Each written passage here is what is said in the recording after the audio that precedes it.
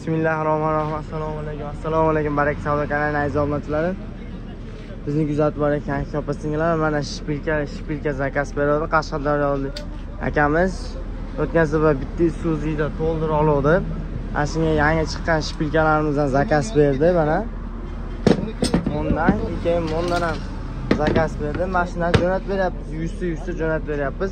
Bitta balon olib ketadi. Balonni ham jo'natib beryapmiz mana.